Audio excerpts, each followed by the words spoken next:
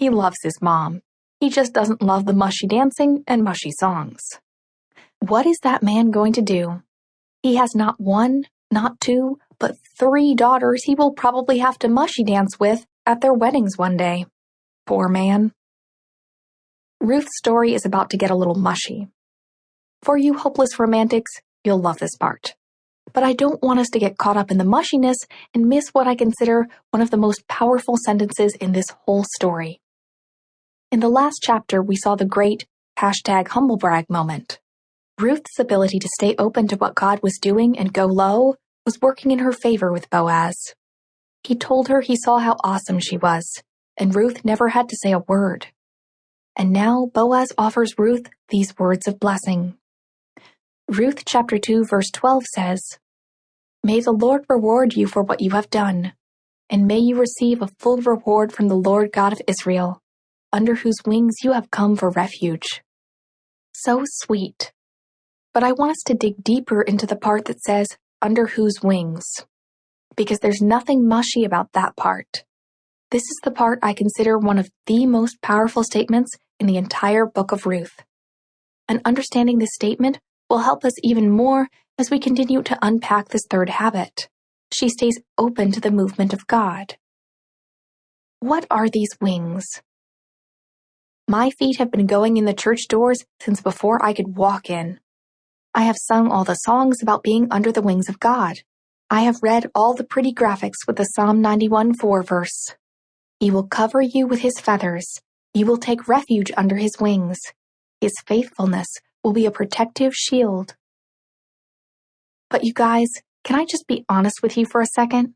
Until almost a year ago, I really had no idea what it meant to take refuge under God's wings.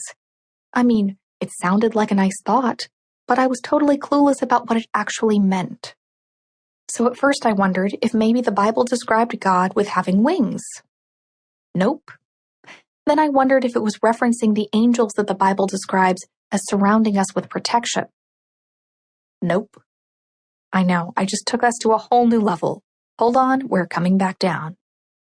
Finally, I was like, what on earth are these wings? So I did some research, and here's what I discovered. The wings referenced in the Psalm 91:4 verse, as well as this one in Ruth chapter 2 verse 12, are referring back to something called the Ark of the Covenant. If you knew the Bette Midler song I was talking about before, you are from an era where you've probably seen or heard of the movie The 10 Commandments. Let my people go. Moses, send forth my word. After this day, you shall see his chariots no more. Oh, sorry, back to Ruth. Okay, so the 10 Commandments were the 10 laws God gave Moses to give to the Israelites. See Exodus chapter 20. They were rules they needed to live by in order to please God, and they were tucked away in something called the Ark of the Covenant to be kept safe. Across the top of this box, it had angel wings that spread across. It was called the atonement cover. Here's how one source described the atonement cover. The atonement cover was the lid for the ark. On top of it stood 2 cherubim, angels, at the 2 ends, facing each other.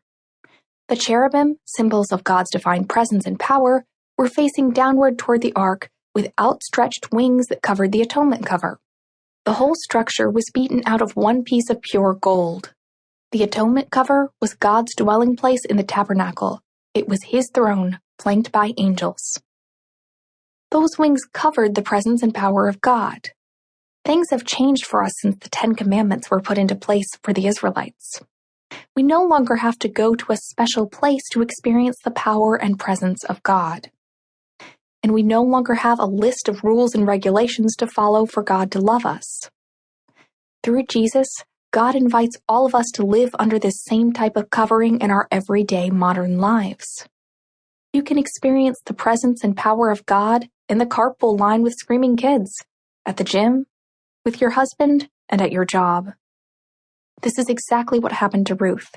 She was experiencing the presence and power of God in this field, whether she fully understood it or not. God's been teaching me a lot about how to live under his covering. It started with that Back to Eden garden. The main secret to this all-natural garden is what you cover it with: wood chips.